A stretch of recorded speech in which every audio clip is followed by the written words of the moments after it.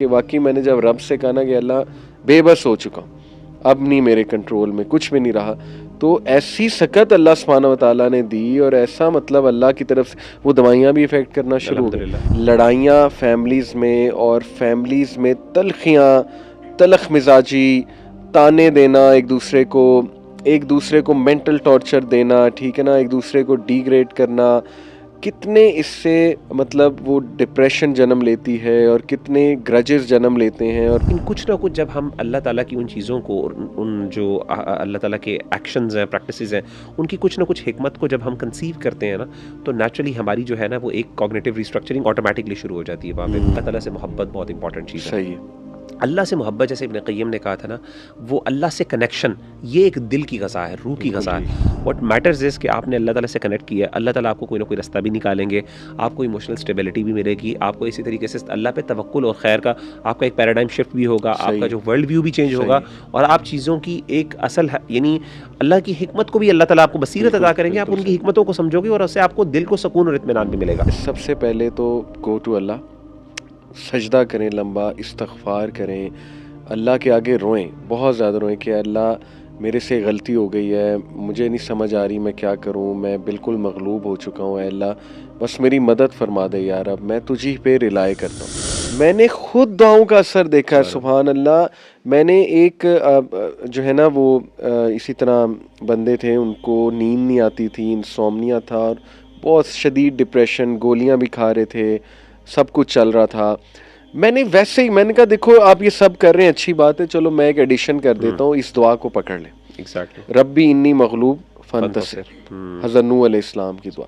और मैंने कहा इसको फील करके जो है ना पढ़ो, इसको ना फुल उससे पढ़ो दिल से, तो सुभान अल्लाह, कैन यू बिलीव इट कि उसने मुझे मिरेकुलस इम्पैक्ट इस दुआ के सुभान अल्लाह। बताया कि वाकई मैंने जब रब से कहा ना कि अल्लाह बेबस हो चुका हूँ, अब नहीं मेरे कंट्रोल में, कुछ भी नहीं रहा, तो ऐसी सकत अल्लाह सुब्हानहू व तआला ने दी और ऐसा मतलब अल्लाह की तरफ से वो दवाइयाँ भी इफ़ेक्ट करना शुरू हो गई। अल्हम्दुलिल्लाह। तो ये होलिस्टिक एक जो है ना वो इलाज बिल्कुल। होना चाहिए इसका।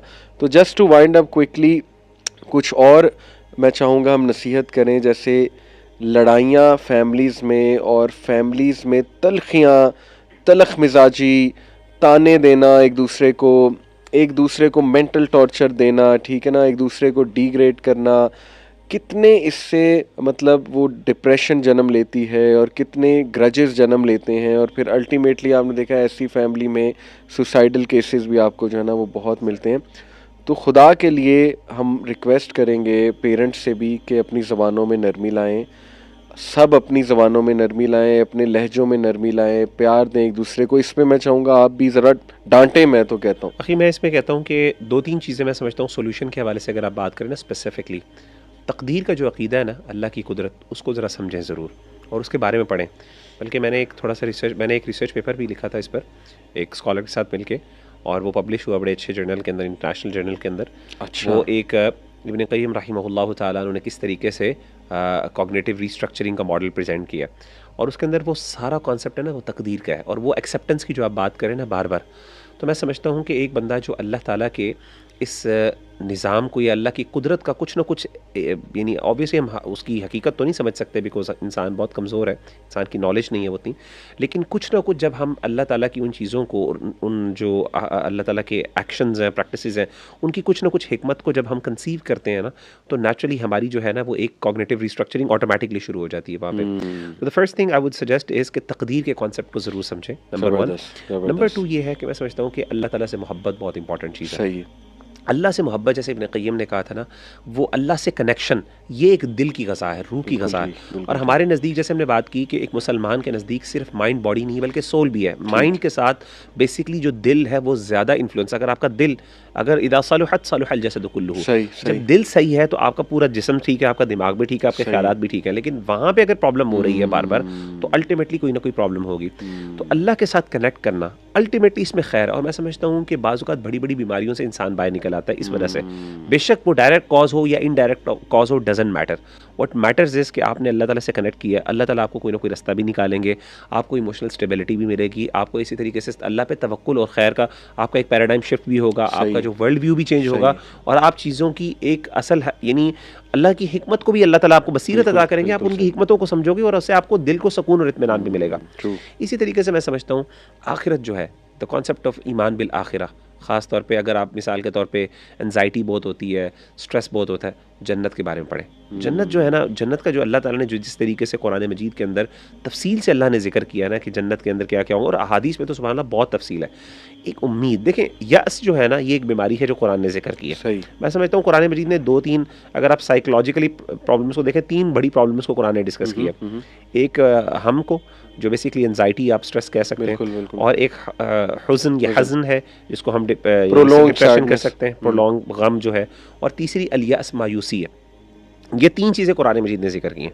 अगर आप इन 3 चीज़ों को यानी उम्मीद, मोहब्बत और ईमान बिल आखिरा, ये यानी लव, मोहब्बत, रिजा, उम्मीद, और इसी तरीके से तीसरी चीज़ जो है ना वो है आपका खौफ, अगर आप इन 3 इमोशंस को सही तरीके से मैनेज कर लेते हैं ना, और वो आप लोग ना एक बड़ा अच्छे अंदाज से आप अपने आप को इमोशनली स्टेबलाइज कर सकते हैं।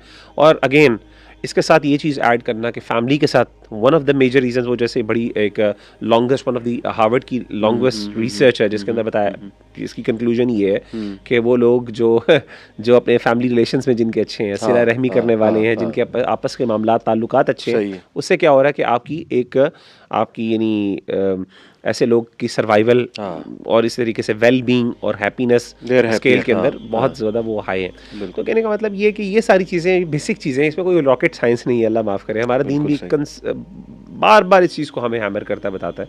बस बाकी बस एंड यही है कि मैं रिक्वेस्ट करूँगा, देखें कोई भी किसी भी हालात से, ये हमारे बहन भाई गुजर रहे हैं, बेऔलादी है या कोई फैमिली इशू चल रहा है, कोई लड़ाई झगड़ा है, कोई बहुत ही आपको मजबूर कर दिया गया है, कोई फैमिली फ्यूड्स हैं, लड़ाई मतलब एनमिटी तक बात जो है ना वो गई हुई है, या अल्लाह माफ़ करे कोई बहन है उसका हराम रिलेशन था, अब उसको ब्लैकमेल किया जा रहा है, उसकी पिक्स लीक हो जाएंगी, वीडियोस लीक हो जाएंगी, नो मैटर कुछ भी चल रहा है, सबसे पहले तो गो टू अल्लाह, सजदा करें लंबा, इस्तग़फ़ार करें, अल्लाह के आगे रोएं, बहुत ज़्यादा रोएं कि अल्लाह मेरे से गलती हो गई है, मुझे नहीं समझ आ रही मैं क्या करूं, मैं बिल्कुल मगलूब हो चुका हूं, अल्लाह बस मेरी मदद फरमा दे यार, अब मैं तुझी पे रिलाय करता हूं। आप यकीन करें इतने पावरफुल सेंटेंसेस है ना कि अल्लाह मेरा क्या बनेगा, मतलब बंदा ये कहे अल्लाह से कि अल्लाह मुझे नहीं समझ आ रही, रात को सोने से पहले बातें करे अल्लाह से, सबसे पावरफुल तो ये है अल्लाह से। दूसरा सपोर्ट सिस्टम, प्लीज़ अपने इर्द गिर्द ऐसे लोग ढूंढें, दोस्त हो गए, दोस्त उनसे शेयर करें इंशाल्लाह, और सोल्यूशन है। बड़ी ही रेयर सिचुएशन है कि सोल्यूशन ही कोई नहीं है, मुझे तो नहीं लगता कि ऐसी कोई रेयर, इन्ना माल उसरी उसरा, इन्ना माल उसरी उसरा, बेशक तंगी के साथ आसानी और बेशक तंगी के साथ एक मुश्किल है तो 2 आसानियां अल्लाह, और साथ का कहा है, ये नहीं कि बाद है, साथ है उसके। ट्राई टू लुक इंशाल्लाह कि वो क्या है, वो आसानी क्या है, मुझे रिलीफ कहाँ से मिल सकता है। तीसरा काउंसलिंग्स भी करवा सकते हैं आप, इवन मेडिसिन अगर प्रिस्क्राइब होती हैं ले लें, डॉक्टर एक कॉम्पिटेंट है, अच्छा साइकेट्रिस्ट है, you can take those medicine इंशाल्लाह, और अल्लाह से दुआ करें कि अल्लाह मुझे हील करें। और टॉक्सिक एनवायरनमेंट से अलहदा होना, ये इसकी शरीयत आपको इजाज़त देती है कि इतना मुंह ना लगे उन लोगों के जिनकी वजह से आपको कॉज किया जा रहा है, और इंशाल्लाह try to seek help no matter what you are going through. इंशाल्लाह मत डरें, अल्लाह ताला जो है वो ज़ात है जो एक ज़मीन से नन्ना सा बीज जो है फाड़ के अल्लाह सुब्हानहू व तआला पूरा एक जो है ना वो पौधा उगा देता है। अल्लाह वो ज़ात है जिसने हज़रत यूनुस अलैहिस्सलाम को मछली के पेट से निकाला, होपलेस सिचुएशन थी वो कम्प्लीटली, तो इसलिए ये जिक्र ला इलाहा इल्ला अंता सुब्हानका इन्नी कुन्तु मिनज़ ज़ालिमीन ये आपको काफ़ी हो जाएगा इंशाअल्लाह। तो ये होपलेस ना हो हमारी यूथ, अस्कार, दुआ, इसी तरीके से दीन की तरफ देखिए। खैर इसमें है कंक्लूजन ये है कि दीन की तरफ पलटे, सीधी सी बात है, उसमें आपको कोई ना कोई खैर मिलेगी, आपको हमेशा बेहतरी मिलेगी, और आपको एटलीस्ट अल्लाह ताला आपके लिए कोई रास्ता खोल देंगे जिससे आपको एटलीस्ट अपनी बीमारी को आप ओवरकम कर सकें। और एक आखिरी बात, मुझे कल ही एक यूनिवर्सिटी में एक स्टूडेंट थे, उन्होंने कहा कि sir I have no help, मतलब मैं अपनी बातें शेयर करना चाहता हूँ, आई want to get out of this situation but no one is there to listen to me, no one understands me।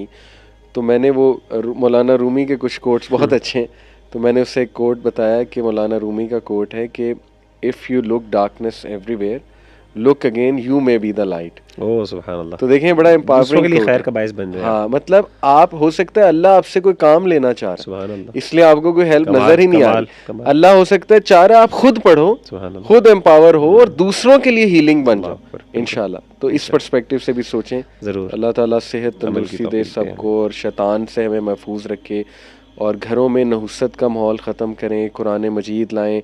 ये म्यूज़िक और ये सारी चीज़ें जो है ना नहुसत लाती हैं, नहुसत से फिर डिप्रेशन, वो उसका आफ्टर इफ़ेक्ट है एक। तो अपने घरों में भी इस्लामिक माहौल लाएं, कुरान मजीद की तिलावत चलाया करें इंशाल्लाह।